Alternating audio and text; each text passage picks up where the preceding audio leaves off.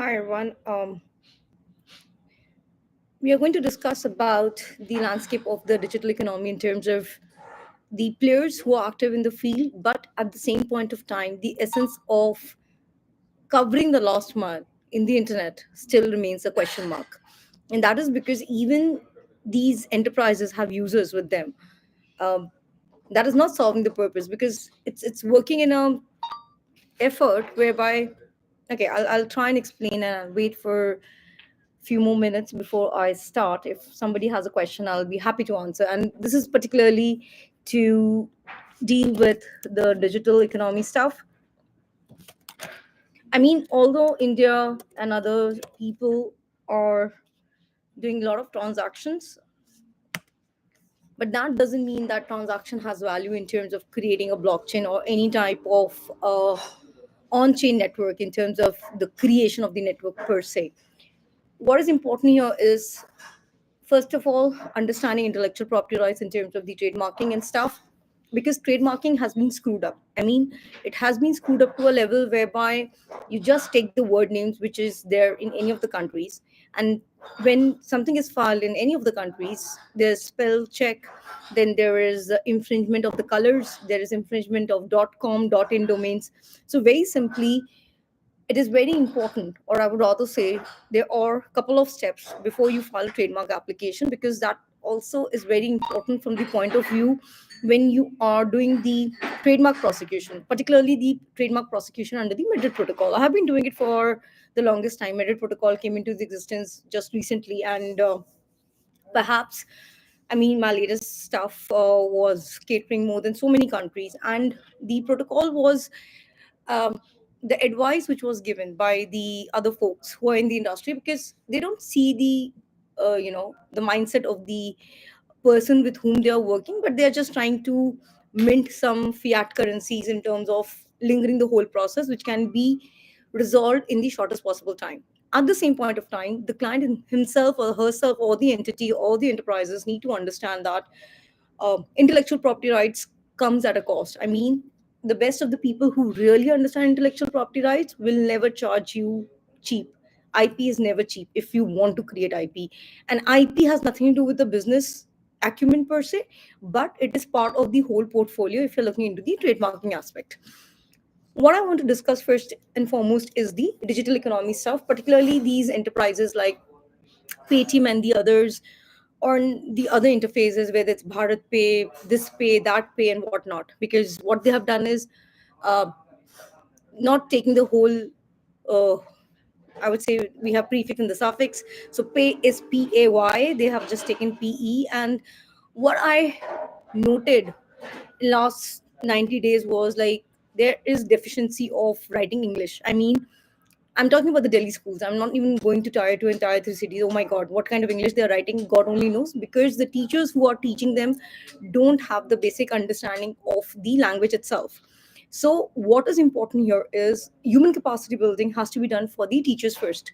The teachers themselves have to go through rigorous training so that the basic understanding of writing a sentence is known. It's not that the children don't understand, it is the teachers who have no cognizance of how to even talk in a language which is understood in the right way. I mean, the best of these stuff I'm seeing right now, if you just go on YouTube and you just research and see what kind of language they are talking in terms of just a normal conversation becomes so difficult. It's just that because the folks who are part of that network, they understand that kind of language.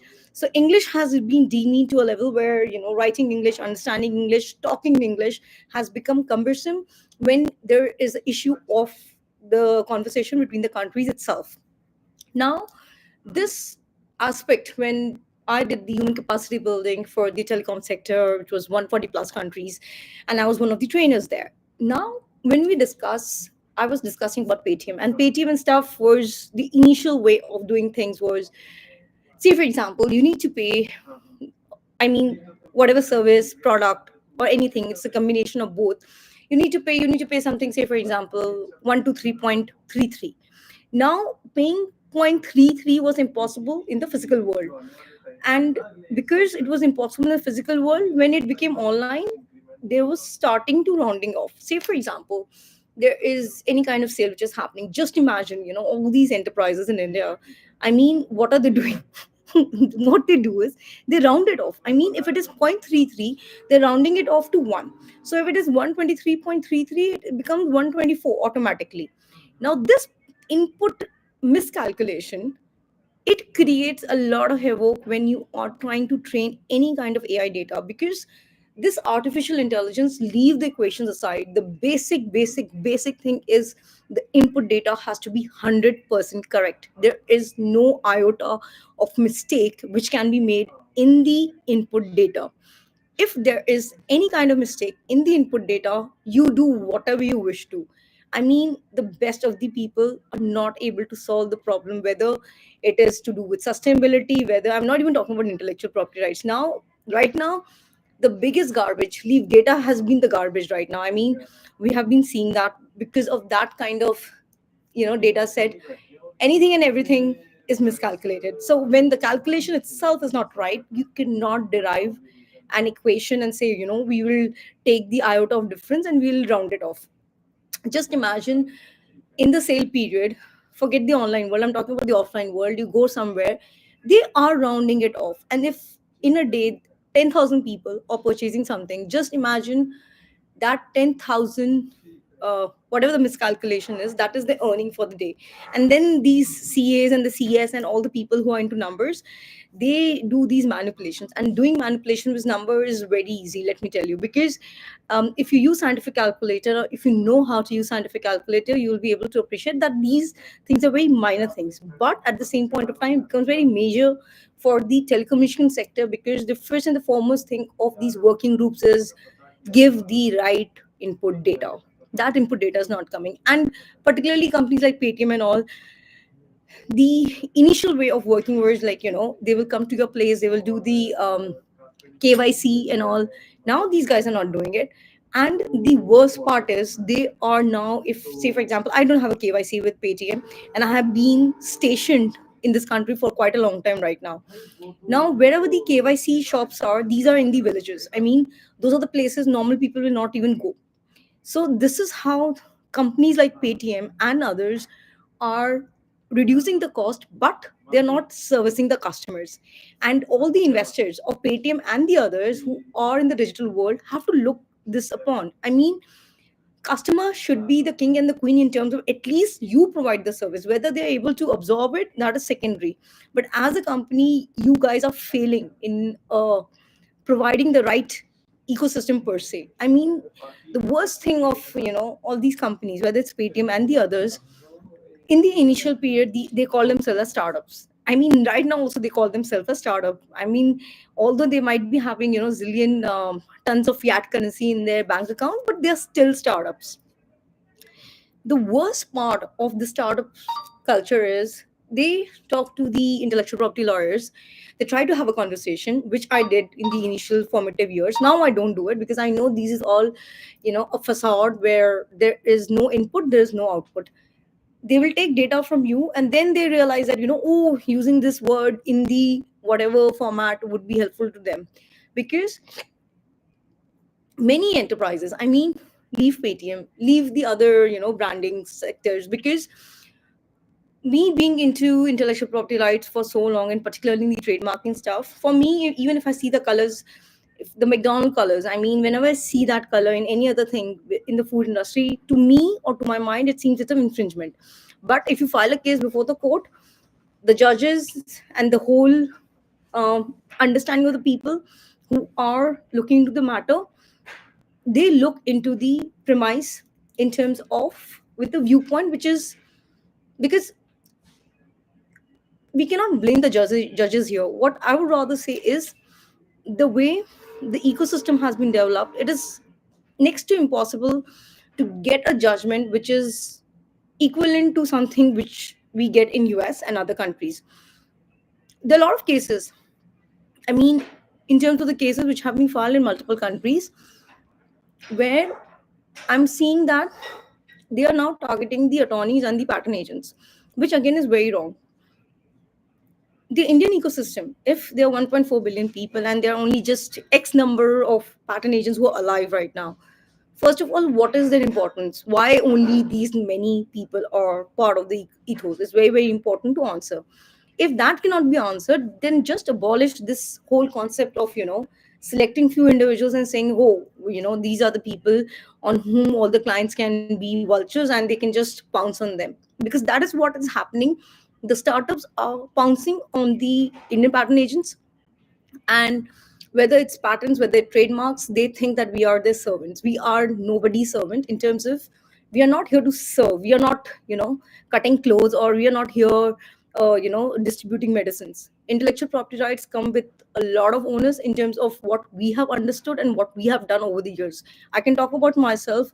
Others are free to talk about their own practice, but my practice always has been based in creating the intellectual property rights. And for the telco sector, I wrote so many patent applications from the year 2007, perhaps till 2012, which actually will take care of not only the current ethos of the communication sector, but at least it is going to take care for the next 300 or 400 years, because that becomes the baseline of how the communication has to work. So understanding that viewpoint is very important, and with that viewpoint, we build on that. So all the stacks are built on that stack. So any kind of sector which is there in the intellectual property rights would be built on that stack. So the important question right now, firstly and foremost, is all these major startups in India, who are the unicorns? I mean, we have to list down all the unicorns. 80% of the unicorns are already gone. I mean, not only 80%, I think 85 to 90% unicorns have lost the value, because they were there was so much fluctuation in terms of, their data sheets. And particularly when I came back from China, there was so much orchestration around me in terms of, talking about intellectual property rights, talking about investment, fake clients coming to me and, getting things done at their pricing. And I was like, okay, you make your own chain, I'll make my own chain, and then we'll see who survives in the long run. So that data set is already there with the Indian Patent Office in terms of, um, I mean, a couple of them, yes, less than 10.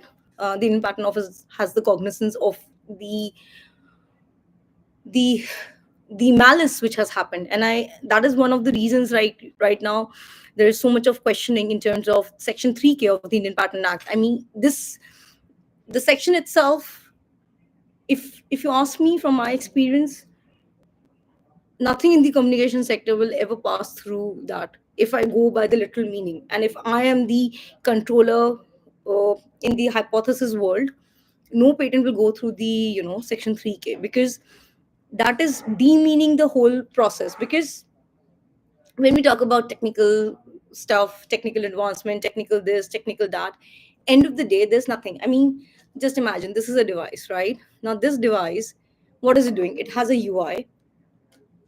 Now UI is part of, copyright, but just tell me, if there are six tiles, somebody comes with eight tiles, is it copyright infringement? The answer is no. What is important here is the companies have to focus only on the aspect that to gain customers. And this whole intellectual property rights, whether it's food industry, this, that, whatever it is, it has to be pooled. In terms of right now, I have few cases with me whereby I did everything. Now I'm not filing the cases before the court, because I know, what the judges are going to say, and the whole discussion and the time waste and everything. It's better that, you just license it, or get things done through the DAO stuff, because DAO itself are decentralized autonomous organizations solving everything, because they understand internet, they understand how technology works, they understand the integrities of intellectual property rights, because that is what would be, it's not would be, it was always there. It's just that the onboarding stuff has to be done. Now in the onboarding, different chains are being developed to develop that kind of understanding, but that understanding itself is so diluted in the minds of, I would say, 99.9% of the fraternity, that it is impossible for them to be on board on a similar pattern. So nothing, I whenever this question comes to me, that what can be done, only thing is just abolish everything and just restart in the sense, IB still remains. IB is International Bureau, that is the WIPO, that is intellectual property rights, based out in Geneva, blah blah blah, which is part of the United Nations. File there, and then come to the national phase, and then see what can be done. And here also patent prosecution highways and everything can be developed at the same point of time, because it's a costly affair. Most of the players are just going to take the route of trade secrets and develop things in the shortest possible time, dispatch it, see how the consumer behaves, and then you make your changes. And that's how this online universe is being developed, and different people are developing their different chains. We are developing, or we have already developed our Impala for the longest time. It's just that it is not openly, like, it's not open for folks to even see that, but it's there in the online world, always watching on people. If somebody is online, it can always go through the code, because then that is how the LLM model works, because it's kind of a crawler, which is crawling the web and plumbing the web at any given point of time to identify those data sets, and then fetch it out, clean it, fortify it, and then see how it can be, uh, how the dark web can be handled, because that menace itself has to be handled in the right format. Thank you for watching out the video. Have a great day ahead and a happy weekend.